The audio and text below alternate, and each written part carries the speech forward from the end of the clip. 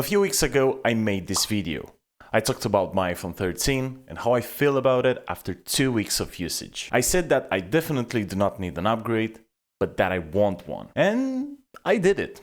And no, I did not upgrade to another iPhone. I switched to Android after almost 6 years of iOS and Apple. In this video, I'm going to talk about the switching experience and how I feel about it after 1 week of discovery, so to speak. Let's begin.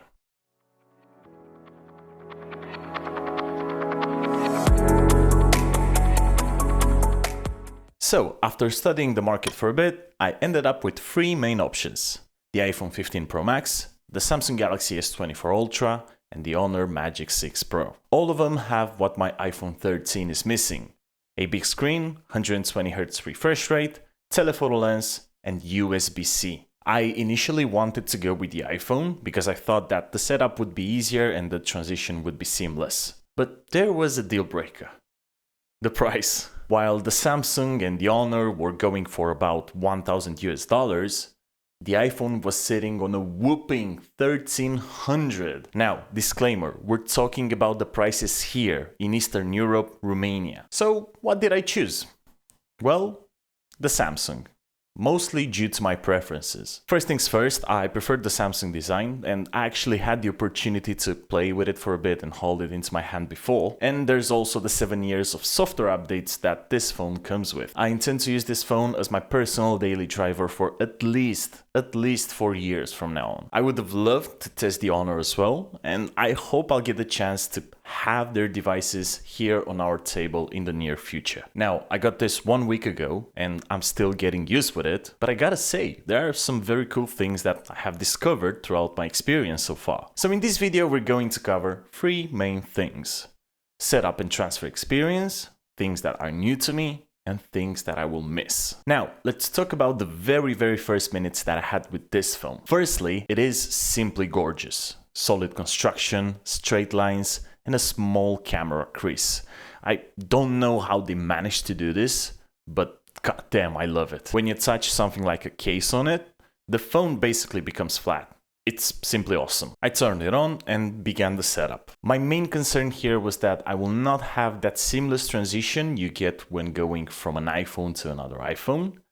And oh well, I couldn't be more wrong. It has transferred everything, including the layout, wallpapers, folders and their arrangements, photos, videos, conversation through WhatsApp, Telegram, or even the messaging app. I was shocked.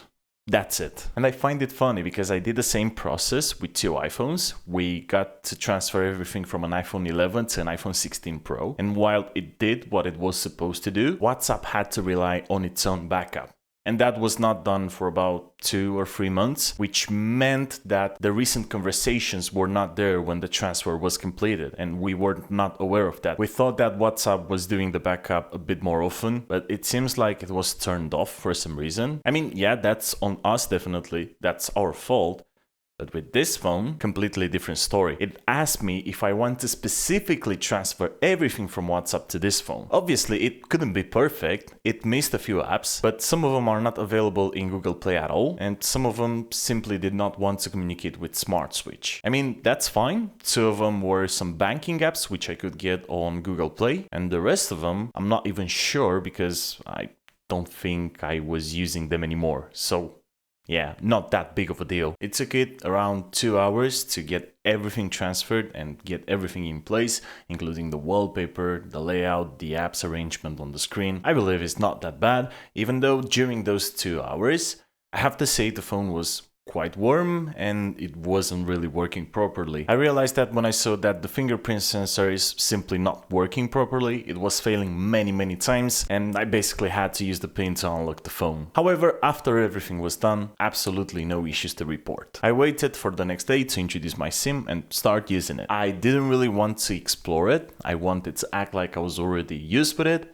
and just let it surprise me. The first thing that I realized is that I can actually live with these 3 buttons at the bottom. At first, I've set it up for swipe gestures as I had on the iPhone, but because it is so big, I'm quite struggling with the back gesture. And there's one reason for that. When I want to go back, I actually need to grab the phone from the very left side, and that makes me lose the grip. And this is not something that I want to do tens if not hundreds of times a day. On the iPhone, you can grab it from any point of the screen and it will get you back to the previous panel or page. At first I saw it as a downside, but then I realized that these three buttons work just as good. They have haptic response as well. And I gotta say that I appreciate the close all button in the task manager. Next thing that is new to me is the 120Hz refresh rate screen. It felt somewhat odd at the beginning, but once you get used with it, you will never want to go back to 60Hz. I had to change it to 60Hz for some shots, and then I forgot to switch it back. And then at some point I was scrolling on Twitter,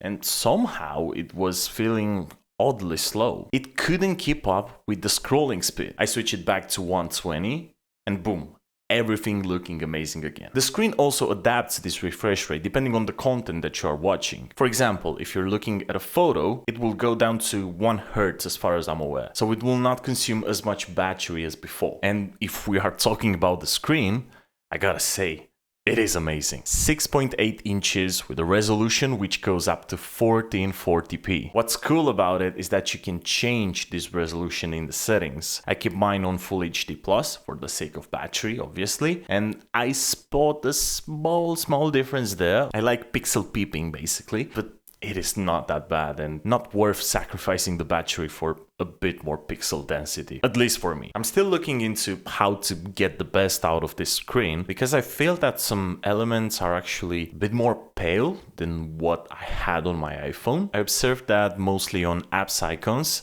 but I still try to figure out if it's just me or if this is how Samsung calibrates the screens. I guess the main difference is made by the True Tone option that you have on the iPhone versus the True Tone option that you have here on this Samsung. For those who don't know, True Tone basically looks at the environment, lighting conditions, colors and everything, and adapts the color science on the screen so it will look accurate. From what I've seen on the iPhone, it simply just makes the colors a bit more vibrant, which personally I prefer. Here, these apps just look a bit more pale.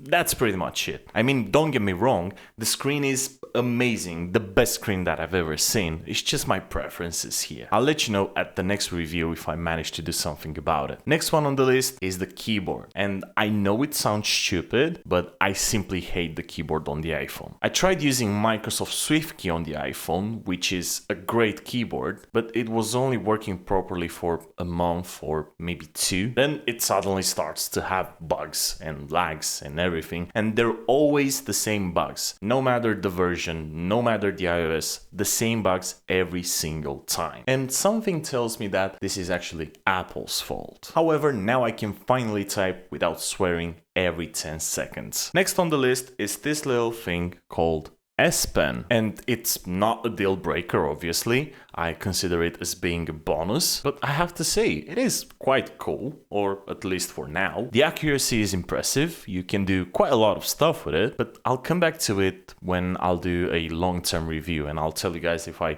actually found something useful for it. For now, I'm trying to use it for as many things as I can, but I cannot guarantee that it will become a habit. Now, cameras. And I'll try to keep it simple. By no means I'm trying to compare my iPhone 13 with this. Not that the iPhone wouldn't take great photos, but I have to say that I'm finally happy to have not one, but 2 telephoto lenses. And they're actually decent. But as a first impression, I have to say that I'm impressed. The photos are simply amazing. One thing though, I don't really get that 100x zoom thing. I just don't think it's that good. Gimmick? Yes.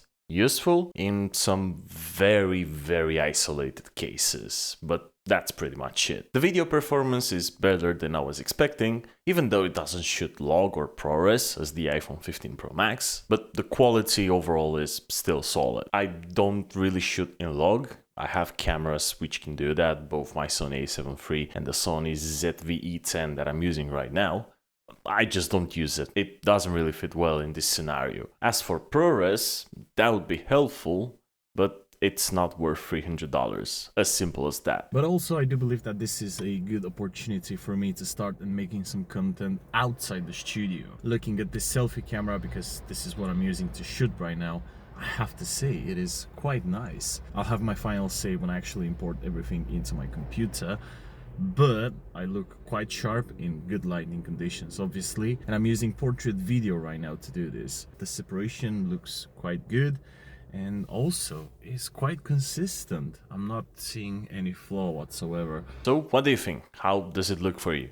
I believe that as long as you give it good light, the results will be good and consistent. Again, I need more time to look into it, but I will come with that in-depth video about the camera system on this phone. Sound is another upgrade here. The phone is loud, it is clear, even though sometimes I feel like it's screaming, so to speak. You know, that kind of distort that you hear sometimes on the higher ends, depending on the release obviously, but I can hear it sometimes on the speakers. Not that big of a deal. Compared with my iPhone 13, this is a whole new world. I also discovered Dolby Atmos with this phone, and I gotta say, it is interesting and very, very cool sometimes. Dolby Atmos basically creates that surround sound like you would listen a song or watch a movie in a proper theater. You probably heard or even had one of the setups at home. They're called 5.1 or 5.1.2 and so on and so forth. I only use it for music and it does a great job with most of the songs out there. I have to say that it can be inconsistent at times.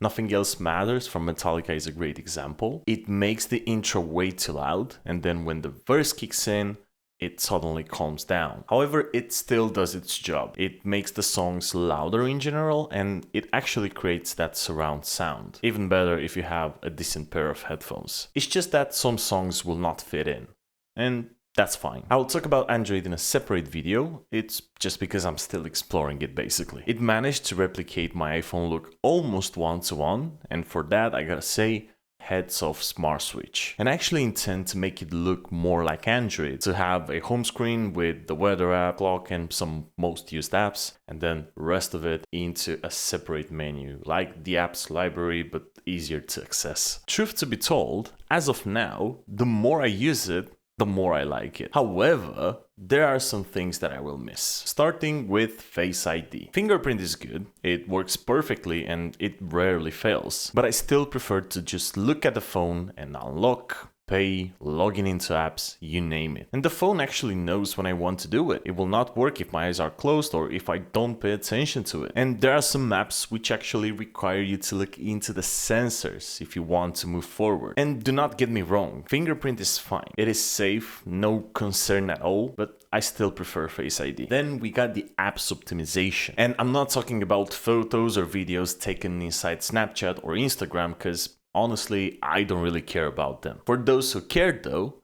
yes, iPhones are better than pretty much any Android when it comes to that. When I say optimization, I talk about the way apps work in general. Don't get me wrong, they work good. No lags, they are fast, snappy, anything you need. But on the iPhone, they are simply giving you a different experience. Everything seems to be well thought and individually optimized. Transitions, loading timelines, stories, unlocking banking apps, you name it. And it's quite normal, to be honest with you. As a developer, when you make an app for iPhones, you basically need to optimize it for like what?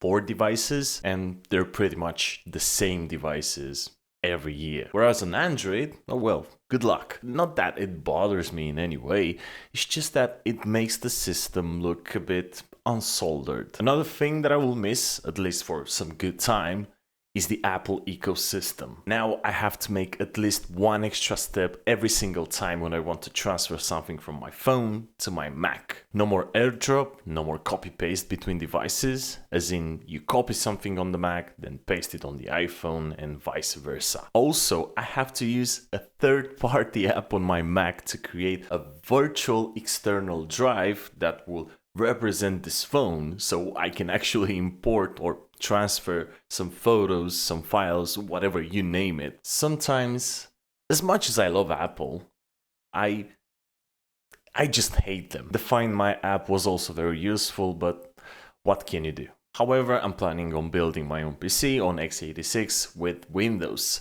And don't get me wrong, I love Macs, but they're so expensive.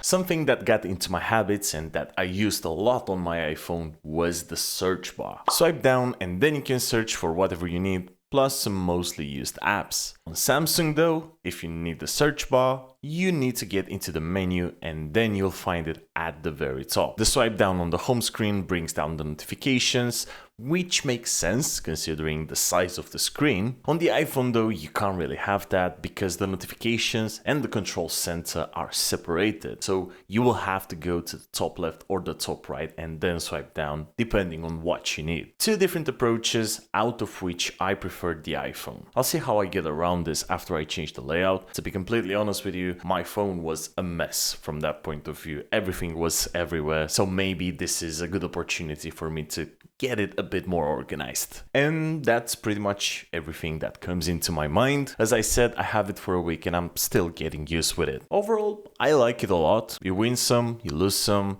and by no means I'm saying that iPhones are bad phones. I just believe that there are some misconceptions about Android, which used to be true in the past, but not anymore, at least from my experience. As I said, I'll come back to this phone with an in-depth camera review and then a long-term review after 6 months or 1 year. It depends on how I want to approach this. Probably 1 year, that's how I like to do it. I need to have enough time to make a proper opinion about it. Right now, I think I'm still in the honeymoon phase, to be honest with you, so yeah, we'll see how it goes. And now I want to hear you guys. Have you switched from a site to another? If yes, do you regret it or did you make the best decision? Also, what do you think about this upgrade? Was it worth it? I'm waiting for your answers down below in the comment section. And before I leave, I would like to thank you very much for all the feedback, comments and conversations that we had in the past week. I enjoy speaking with you guys and I look forward to more stuff like this. Meanwhile, a subscribe and a like would be much appreciated. Spread the word if you can. And I'll see you guys next week. Take care. Bye bye.